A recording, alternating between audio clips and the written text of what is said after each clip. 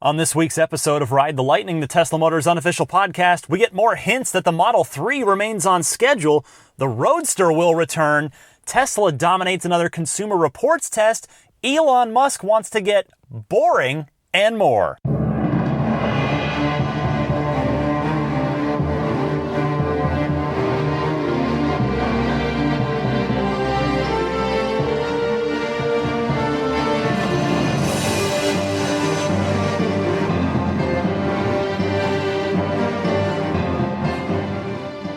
Merry Christmas, friends. Welcome to Ride the Lightning. It is the Tesla Motors unofficial podcast, episode number 73 for Christmas Day, December 25th, 2016.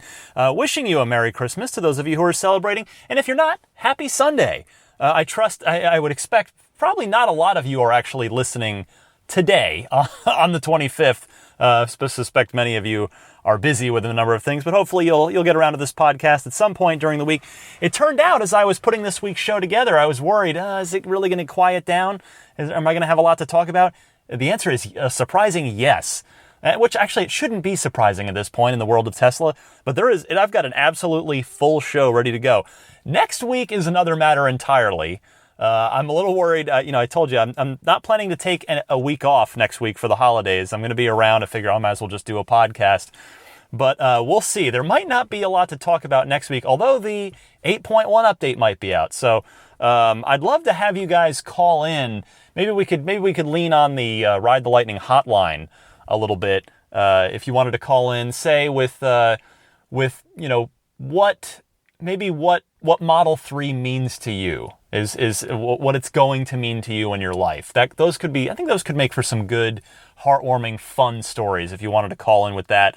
The toll-free number to do so is, of course, 1-888-989-8752. That's 1-888-989-TESLA, T-S-L-A. You can call in there, Skype in, or just email in, teslapodcast@gmail.com. Record something on your phone, email it straight in that way. Anyway, there is a lot going on, and there's some Christmas cheer being spread at Tesla even. Now, you may remember last year that Tesla posted a video of 3 Model X's doing a choreographed light show set to a holiday song. Now, I assumed at the time, that's just a cute thing that they did. It was sort of 3 cars. It was this whole thing, a fun video. Although at the time it was kind of like, why are you guys doing this when nobody can get their Model X yet? Because that's when they were, really having trouble getting those first ones out the door. But in any case, here it is a year later, and the latest Model X software update actually unlocks that very choreographed holiday light show for you Model X owners. How to access it, you may have seen this. Elon tweeted it out. But you, on your touchscreen, hold the T logo, the Tesla logo that's at the top of your touchscreen. Just hold that for a few seconds till a screen pops up asking you for an access code. Type in holiday, and then get out of the car, get to where you want to be, and lock the car with the key fob, and enjoy the show. I'm not going to bother playing audio from it here because you really have to see it. I would very much encourage you, though, to look this up on YouTube, because I'm sure there's already a ton of these YouTube clips, and it's a sight to behold, I have to say. I suspect many a neighbor of you Model X owners are going to be absolutely surprised and delighted by this in the coming days, because it is crazy. It's really cool to see. Your neighbors would be like, what is going on with that car? What are these guys at Tesla up to? But it's so cool. You got to see it. Last week, by the way, I mentioned that my cousin Sean from New Jersey was visiting me, his first visit ever to California. And I tell you, we had a great time because, as I mentioned, he wants to work at Tesla. And I even sort of at the end we did a huge loop up. I'll spare you the details for those of you that don't live here, but we did a really cool drive around the Bay Area.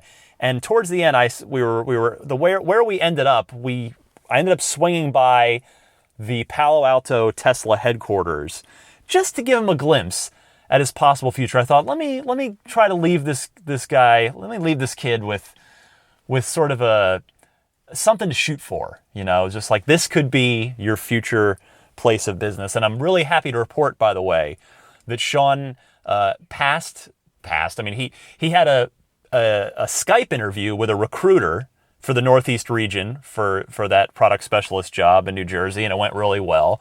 And it went well enough. He's got now, and he had an in-person interview at the store with the store manager. So I actually still have to touch base with him today or tomorrow at this point to see how it went. So fingers crossed for Sean. I'm hoping, because man, if you guys, I'm sure a lot of you that remember back, maybe I don't, everybody is doing something different. You know, some of you might be self-employed, some of you might work for a company like me, but you know that when you're coming out of college, it's scary just trying to get that first foot in the door. You know, so I'm hoping for the best for him. But at one point during our drive, we did also stop by one of the showrooms.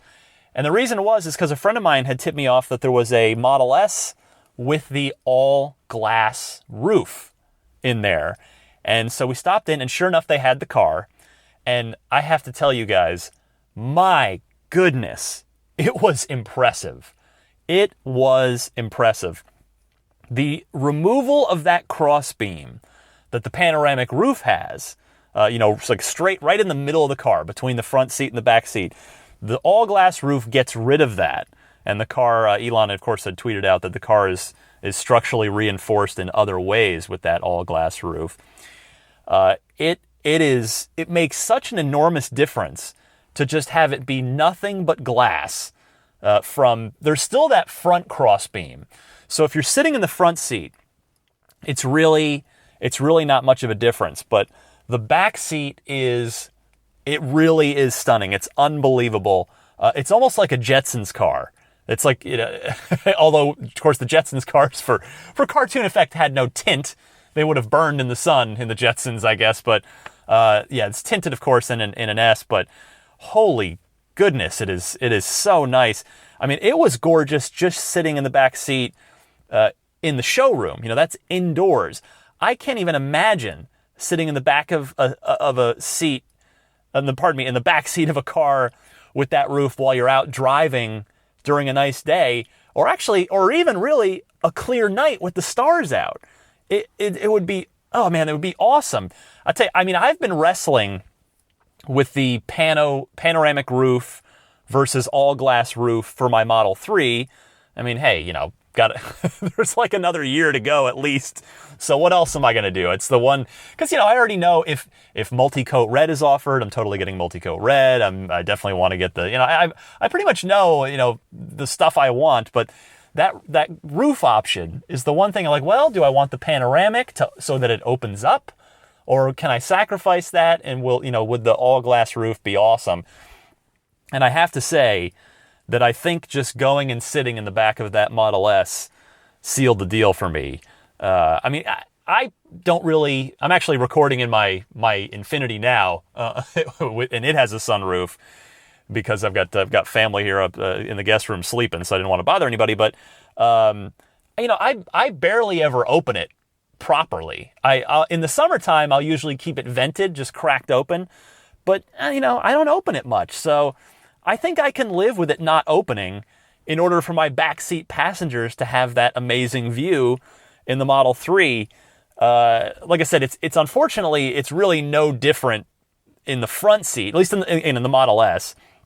It's no different than the pano roof when you're sitting in the front seat, because you've still, as I said, you've still got that crossbeam right above your eyes there, right above your head. But man, I got to figure my daughter's going to love that back seat. Any friends or family that I take in the car in the back seat are going to adore that view. And, it might even be one less thing to have squeaks or rattles. I know the early Model S's, there were some minor issues with squeaks and rattles coming from the panoramic roof. So the one thing I'll say is, I have a lifetime subscription to SiriusXM. I was smart/lucky enough to buy that with my Infinity 11 years ago, back when Sirius still offered the lifetime subscription. They've long since stopped offering that because they figured out, oh my goodness, we don't make any money off of this. It's, I've paid for it a couple of times over, or it's paid for itself a couple of times over at this point. But in the S, you can only get a Sirius XM antenna in your car with the panoramic roof. So they're stuffing it presumably in that middle crossbeam there, that middle section. that the all-glass roof doesn't have. So I really, really hope that Tesla offers, that they find a place to put that satellite radio antenna on all trims, no matter which of the 3 roof options you get in a Model 3. But I just have to say, if you get a chance to take a look at that all-glass roof, whether you're considering buying an S, or if you're like me, you're just on the Model 3 waiting list, and that's going to be a choice for you, you've got to see it. It is stunning. Speaking of the Model 3, we have yet another indication via Electrek this week that the Model 3 remains on track. Some analysts got to meet with Tesla's Vice President of Investor Relations, a gentleman by the name of Jeff Evanson, according to Electrek, to help them better understand the company's performance in the fourth quarter. Pacific Crest's Brad Erickson and Elliot Arnson came out of the meeting with the impression that the Tesla Model 3 is, quote, on track to launch in the second half of 2017, but they are more cautious about Tesla's short-term performance. So I want to focus on the Model 3 here and not so much the short-term performance, the whole, analyst stock thing here. We all know Tesla's history with their 3 cars so far. Great, but late. Which, of course, is preferable to punctual but barely functional. I'm sorry, I'll see myself out. Happy holidays, folks. That's the best I could come up with on that. I've said this before, but I will say it again. This might actually happen in decent numbers in 2017. This Model 3 might actually happen in some decent numbers. Because here's the thing. Every time I hear this, and the calendar gets further and further towards that announced release date, as more and more days peel off that calendar, and days and months, and we keep hearing the same thing of, oh, it's on track, that my optimism grows every time, and that the further along that calendar gets, my optimism grows that I might actually be recording this podcast from my very own Model 3 in 1 year from today, and that many of you might be listening to this podcast in your Model 3 1 year from today. Because, again, if the date had slipped or was trending in that direction, I feel like we would have had some sort of indication, whether it's Elon Musk either sort of very obviously or very sort of subtly putting a pillow under our heads to cushion the fall from us passing out of it being late. But we've gotten no such thing from Elon. Or there'd probably be some sort of insider leaks or tips that suggested a delay. Because, of course, as I've said on this topic before, compared to any of the other 3 Teslas, even the X just, a year ago, there are so many more eyes on Tesla now that it's got to be harder and harder to keep things under wraps, whether it's a delay or anything else. Now, of course, I say that, and Tesla did keep the Model 3 design itself a secret. It did not leak. But again, I just feel like there'd be a good chance of some sort of tip-off, some sort of insider tip-off that a delay is coming or might be coming. But instead, we've gotten none of that. Of course, there's still a long, long way to go. But every day off the calendar helps at this point. Now, the major hurdles, as I see them over the coming year, are this. There's the next Model 3 event, Reveal Part 3, in March-ish. Are they going to show a beta car? Presumably. Are they going to show final interior? Are they going to detail the features of the car? Are they going to talk about performance specs? Then there's July 1st, which is that self-admitted arbitrary sink or swim deadline that Elon publicly gave for all Model 3 part suppliers. If that goes well, then we've got the actual assembly of the cars themselves. Now, we know that the Model 3, of course, is engineered in order to be simple to manufacture, but manufacturing is really hard anyway, as, of course, Tesla learned with Model X. But maybe, just maybe, it might be a Model 3 Christmas for a lot of us in 2017. So that would be pretty awesome. Next up this week is a sort of a little bit of a Twitter rant, not rant, a Twitter storm, tweet storm from Elon over the course of a few days this week. Tweeted out a bunch of interesting things, including some good news. He said, he tweeted, quote, Tesla receives highest owner satisfaction score of any car maker in Consumer Reports survey. And indeed, they did. 91% of Tesla owners surveyed would buy a Tesla again. The runner-up, in case you're curious, which I know you are, Porsche at 84%. So a pretty decent gap there, a 7% gap between Porsche and Tesla. The rest of the top 10, by the way, nobody else in the 80th percentile, the 80% range. After that, in the rest of the top 10 are all actually clustered very closely together in the 73 to 70% range of people surveyed who would buy the brand again. And it goes Audi, Subaru, Toyota, Honda, Mazda, Chrysler. That one's kind of a surprise to me. Chevrolet and Lexus. Actually, would have figured Lexus had been higher. I always, they've had a great reputation for many years. I mean, not that number 10 is bad. The bottom 5, as I'm sure you're also curious about, Jeep, Acura. That's a surprise. The upscale brand of Honda. That's a bit of a surprise to me. Infiniti, which is what I'm sitting in right now. I'm happy with mine. I'm a 2006 G35 Coupe. But then again, I guess they're not surveying 2006 cars. They're surveying much newer cars.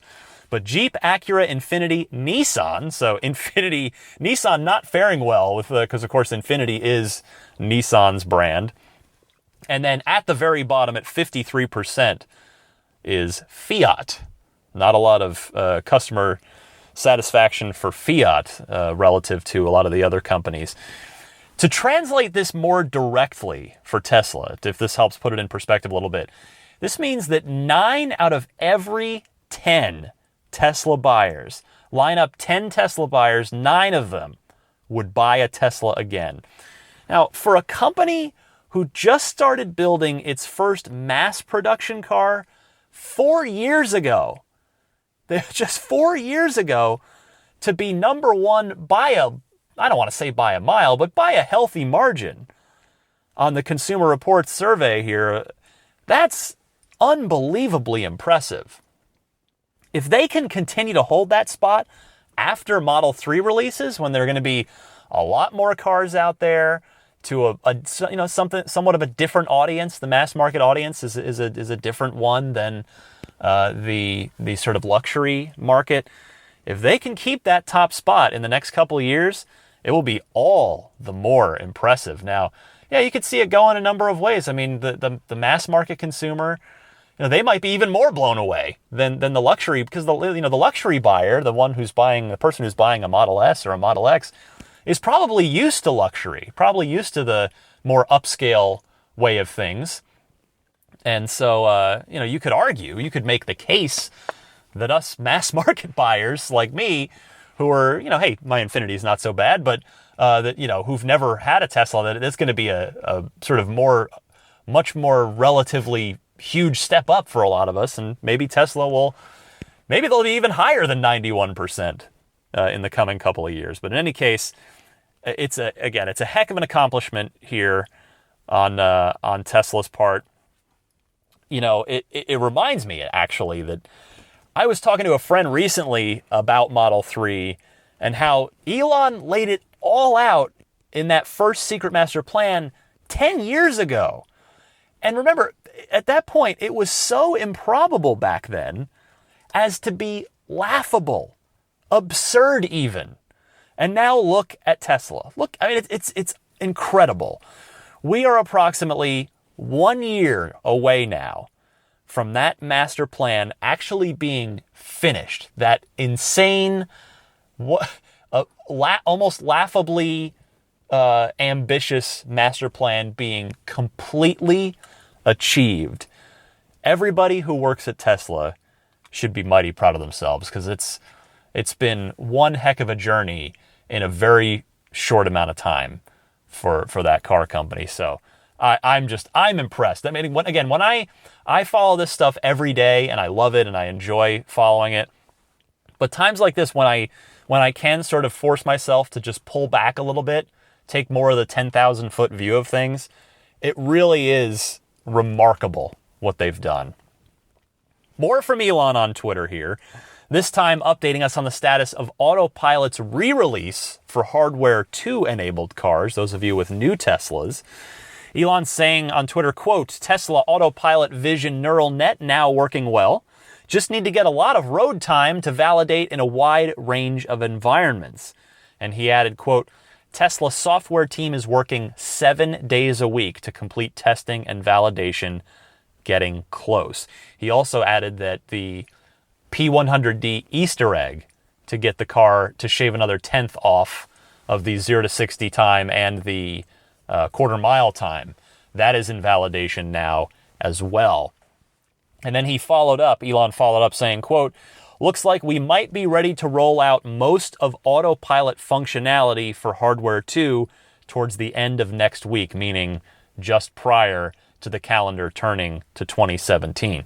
Now, I did warn you not to hold Elon to that December timeline back when all of this was announced, because I have no doubt that you Hardware 2 Tesla owners are very, very eager to get Autopilot into your lives, or for some of you that may be upgraded to get Autopilot back into your lives.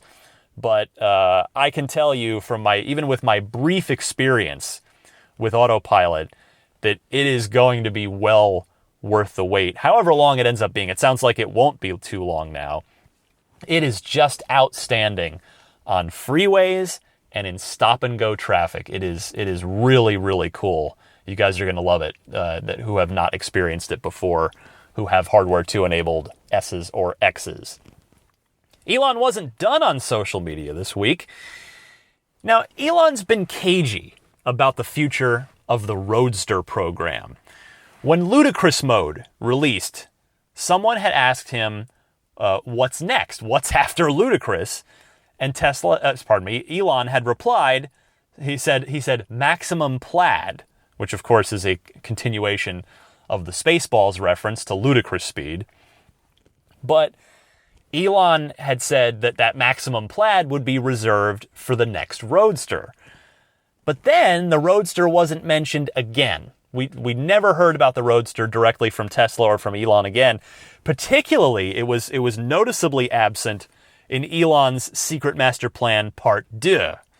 Instead, of course, the focus of that blog post was on the Model 3, the Model Y, the semi-truck, the minibus, level 5 self-driving, and the Tesla network. That was the focus of the second Secret Master Plan. There was no mention of the Roadster, so it had kind of led everybody to wonder, well, is this kind of no longer, including me, it led me to wonder, is this no longer really a priority? I could understand the whole goal of the company is about accelerating the advent of sustainable transport, and a two-seat supercar is not necessarily the best way of going about that. But it is good to know that another Roadster is in fact still on Tesla's roadmap, with Elon saying on Twitter, quote, "It's some years away, but yes," when answering someone who asked him point blank if there will be a new Roadster. Now, of course, my mind immediately went, well, what is that going to be like? When you consider the fact that Tesla's 4,500-pound sedan that seats 5 adults can hit 60 miles an hour from a standstill in 2.4 seconds, it is almost comical. It is absurd to think about what a proper 2-seat next-gen Roadster could do. I gotta figure that at that point, if they're just going for it at that point. Motors at each wheel, 4 motors instead of 2. Skateboard design for that perfect 50-50 weight balance. If there's, an equal size motor at all 4 wheels, the battery pack and the skateboard. Either maybe they'd stick with an all aluminum body, but maybe they go back to do carbon fiber again. They did it with the first Roadster for weight reasons. And if they're, just going for it, just going for broke on a next-gen Roadster, maybe they'll do carbon fiber again. But think about that. All of that in a car roughly the size of the existing Tesla Roadster. You gotta figure you're looking at a car that hits 60 in 2 seconds flat at that point. I mean, I almost wonder I guess you'd need the motors on all four wheels just to maintain traction as you're putting that kind of power down. But that would be my guess. 2 seconds flat, 2.0 seconds, aka it probably shouldn't be street legal. Now, I suspect that advances in battery cell chemistry and or battery density are probably going to be necessary in order to get sufficient range and performance out of a pack that's physically smaller in a smaller car. So, but then again, since Elon says that it's some years away, that allows for plenty of time for advancements in both of those things. So, look for that car down the road, and it's probably going to annihilate just about everything on this entire planet certainly in terms of off-the-line performance. We'll have to see about quarter-mile time and maybe see if Tesla can make advances in having the car run the Nürburgring, that kind of thing. But the Roadster will return. And then there's this tweet where you're not sure if Elon is serious or if he's tweeting while on Ambien again. And I say that in jest because he himself has actually admitted that he's done that and shouldn't do that. He expressed frustration with Los Angeles traffic, although actually he didn't necessarily specify LA. That's me assuming. He could be very well talking about San Francisco for all I know, for his the parts of the week he spends up here. But he expressed frustration with traffic and said that he's going to start a drilling company to bore holes underground in order to reroute traffic there to ease traffic congestion. A series of tweets: "Traffic is driving me nuts. Am going to build a tunnel boring machine and just start digging. It shall be called the Boring Company. Boring. It's what we do." And then he followed all that up by tweeting, "I am actually going to do this." So, again, what I've said this on the show before, you generally want to take Elon Musk at his word. It is, when he says he's going to do something, he often does it. So I wouldn't put it past him. But then again, it is a bit of a slow news time of year.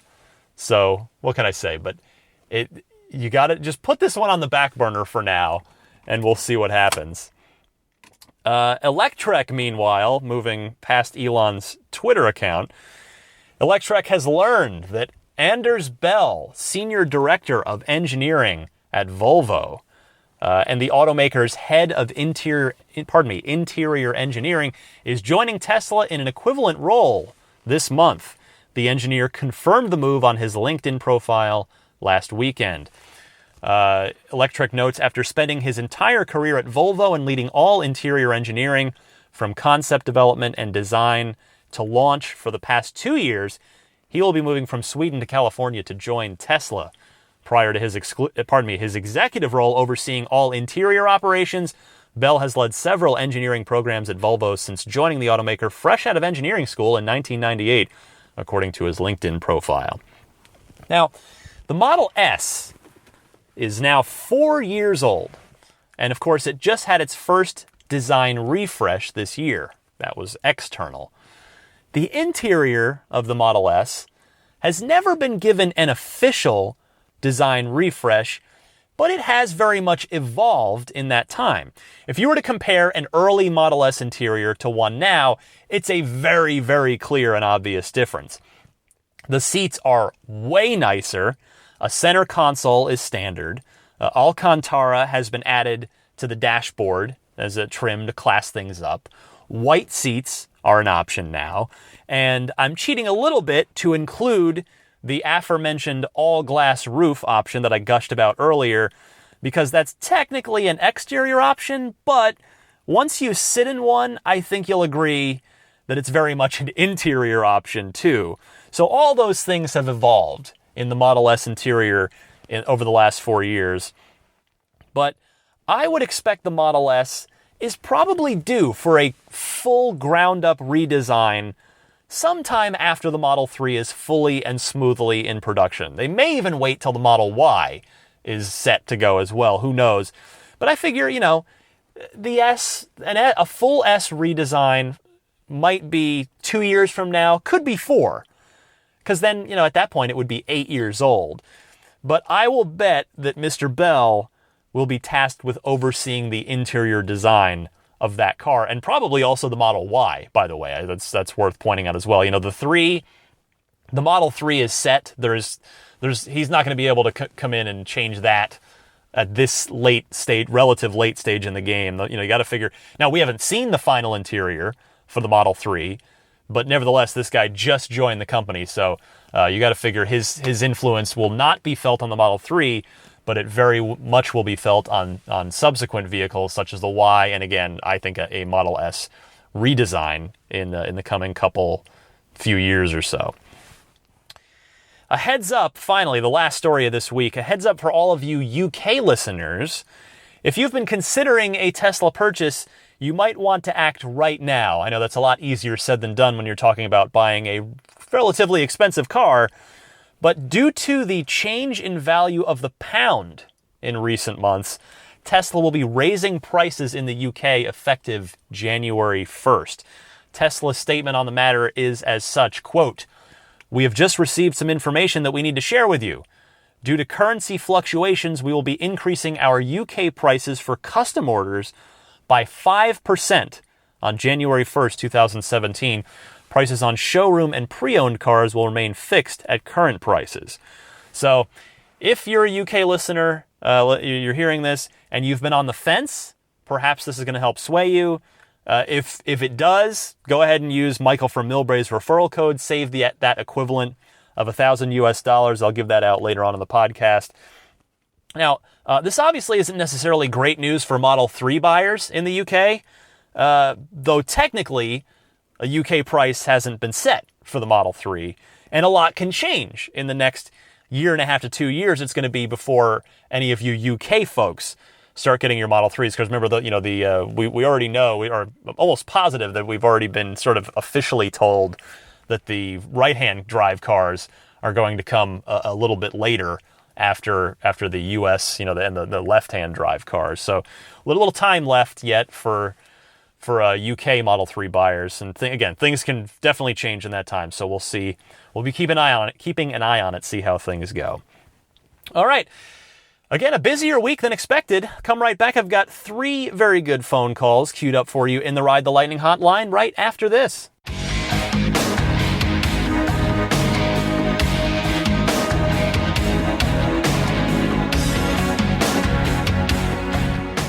It is Ride the Lightning hotline time, the part of the show where you take your questions, comments, discussion topics, and you call in. You leave a voicemail anytime, day or night. It's just a voice mailbox, basically. You can leave your thoughts on at any point, and I will get to it and go through them, and we'll play the best ones. Especially again next week, I'm thinking could be pretty slow. So again, reference that topic from what does the Model 3 mean to you? What's it going to mean to you? Call in 1-888-989-8752, 1-888-989-TSLA. And if you know someone special with an upcoming birthday, anniversary, graduation, or some other special occasion, you can give them a unique gift of recorded voices from friends and family telling them why they're special. The recordings can be podcasted or put onto a keepsake. Visit lifeonrecord.com to learn more. Let's start with Mark DePietro. Mark from Wisconsin is looking at the Model 3 as his family car. He's curious about reserving it now versus maybe putting some money into Tesla stock instead. So, Mark, you're on the air. Hey Ryan, this is Mark DiPietro shouting at you from frigid Wisconsin. It was negative 28 the other day with the wind chill, and that's a little ridiculous. So hey, I'm learning a lot. I'm a little late to the bandwagon here, but I'm super excited for the Model 3. It's something I could probably actually afford.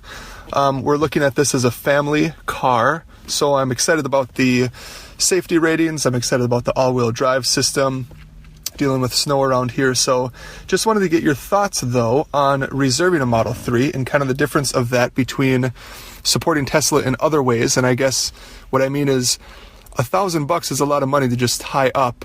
That's not doing you any good. It's not doing Tesla any good. It got me thinking, hey, why don't I buy $1,000 worth of Tesla stock, which hopefully increases and makes you a little money and helps Tesla out more because it's money that they can actually have in their company.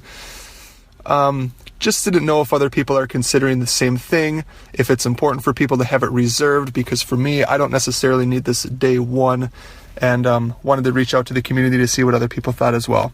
Thanks for a great podcast. I'm learning a lot and really excited about the future. Bye. First off, Mark, welcome to the show. Now, that $1,000, by the way, is doing Tesla plenty of good, even if it's not doing you any good. $1,000 times 400,000 reservations so far is $400 million. Tesla can and already certainly has put that to good use. Now, you say that you don't need the car right away. That's good because if you reserve tomorrow, you're going to have to wait. New reservations are being quoted as mid-2018 at the earliest on Tesla's site. Elon has said that the first year of production is sold out, so you will have to wait even if you put down your $1,000 tomorrow. And you're wondering if you should plunk down a reservation now or maybe buy Tesla stock and try and grow a little money that way. Because, of course, your $1,000 reservation is just giving Tesla an interest-free loan. But barring a big problem with the stock, you're absolutely going to get a better return there, just from a straight financial perspective than, again, that interest-free loan that you're giving Tesla with your $1,000 deposit. But despite Tesla's production goals of, just getting hundreds of thousands of cars out there in 2017 and 2018 and beyond, I personally, I am not a financial advisor. I'm not a financial expert, so don't take my word as gospel here, but I would get in line, and here's why. There are 400,000 deposits today, at least. We haven't gotten an update in a while, so there might be more. When the car comes out and word of mouth starts to really get around, if the 3 is anywhere near as good as the Model S, but it has a base price of $35,000, it could very well explode in popularity. The 400,000 of us on the list now we might only be the tip of the iceberg. That, of course, is what Tesla is hoping for. That's what they're counting on. So that could easily be the case. So if you end up waiting to get on the list until much later, you might still end up waiting for months from when you actually want and or need the car. So again, I'm not a financial advisor. Got to throw that caveat in, but that's how I see it. Another tip, by the way, this has come up before, but you're a new listener, so it's worth mentioning again. Since you're in Wisconsin, I would highly recommend that you try your best to budget for whatever larger capacity battery option Tesla does offer on the Model 3, because Wisconsin winters, you are going to see a very noticeable range hit on that standard 215-mile range car. Maybe that's not going to affect your needs at all. Maybe it's just going to be your entire sort of family, your life is in the Wisconsin, just your general area, and you don't need long distance travel. But if you do, or if you've got to take into account the sort of winter penalty that battery electric cars do currently suffer from. So that is a thing to be aware of. But in any case, thank you for that call, Mark. It's great to hear from you. Next up is Joe from Northwest Indiana. Speaking of winter, it's winter's on the brain for everybody. It is officially winter now. Joe from Northwest Indiana has frozen over side mirrors. So he's wondering, he's got a Sub-Zero package question regarding as it pertains to autopilot. So Joe, go ahead. Hey Ryan, this is Joe from Northwest Indiana calling again, and I'm currently driving home from work, and the side mirrors on my car are completely frozen over, as does happen quite often in the Chicagoland area in these months. And I'm wondering if the current Teslas or the Model 3s, if they'll eventually get something added to the Sub-Zero package where it's able to defrost the cameras on the side of the car that go along with your autopilot and are able to detect objects and all that, because I imagine frozen over, they're not going to work too well. So I don't know if Tesla has thought about that, or if maybe that's only a situation that occurs to a small population of owners in areas like this. But I was just kind of curious what your thoughts are on if you had heard anything about this, or if you think that's something they would implement, being that autopilot is obviously a main feature on their new vehicles. All right, thanks a lot for the podcast. I love what you do, and talk to you later. Bye. Well, I've got a nice, quick, and good news answer here for you, Joe. Tesla did, in fact, think of that, and it already exists. Take a look on Electrek this past week for pictures of that autopilot camera and radar defroster in action. There's a cool picture of it from some snowed over winterified place where you can see the defroster has actually melted away the snow in the square on the windshield where the tri-camera setup is above the rear view mirror there. So take a look at that if you're curious. But yes, the autopilot cameras and sensors do all have defrosters built into them. Tesla and Elon have got your back on that. Finally this week, Daniel from Nebraska comments first on the Tesla Solar Roof, and then is curious about the thing I mentioned with the last major software update, 8.0, what I termed dog mode. So he also has a Sub-Zero package question. Again, winter on the brain, folks. It's understandable this time of year. Daniel from Nebraska, take it away. Hey Ryan, it's Daniel from Nebraska. Got a couple things. One's a question, one's more of a comment. But the first one was about the Tesla roof. I was really happy to hear that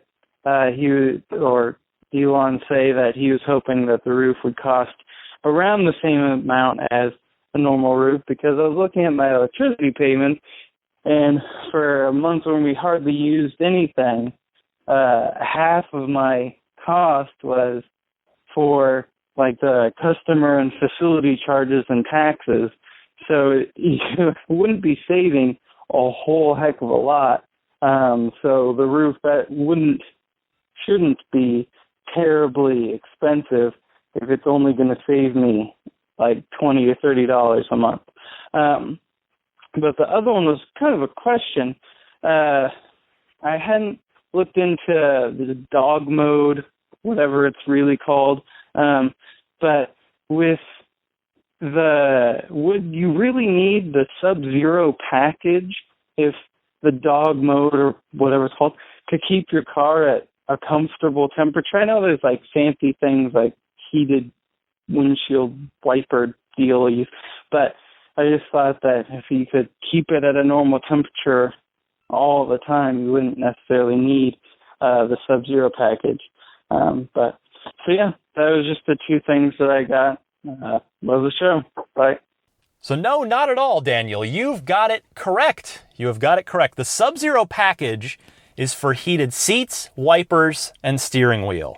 The dog mode, as I called it, that's not Tesla's terminology, that's mine. It's in reference to the fact that you can run the climate controls with the car off for as long as you like now, whereas before they would cut off after 30 minutes. That's what I'm referring to by dog mode. In order to keep your, if you're going to be inside shopping somewhere, you can keep your dog comfortable no matter how long. If you're in the store for an hour, your dog can be comfortable in there. And any Tesla can do that with or without the Sub-Zero package. Because, typically, I think in that scenario, you're trying to keep a dog cool in a hot car rather than warm in a cold car. But that might just be my California living brain talking, since we don't have a proper winter here. But yes, hopefully I can clear that up for you there, Daniel. Thank you so much again. Give a ring anytime, day or night, 24/7. Call it, Skype it, email it. The phone number to call or Skype is 1-888-989-8752, or you can do a recording onto your voice memo software on your phone and just email it straight to me, teslapodcast@gmail.com. Be right back with a couple of final notes for you right after this.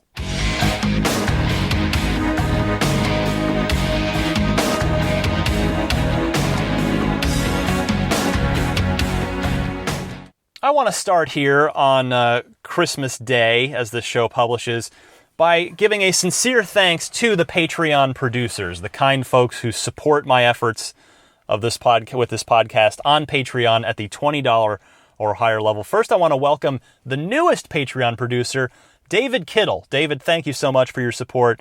And the rest of the crew, Jeff Bartram, Paul Hussey, DJ Harbaugh, Pete White, Wolfgang Obergen, George Cassiopo, ZL Klein, David Brander, Nick Hoffman, Jonathan Wales, John Waltauer, Scott Gillis, Michael Lucas, and Alexi Heft.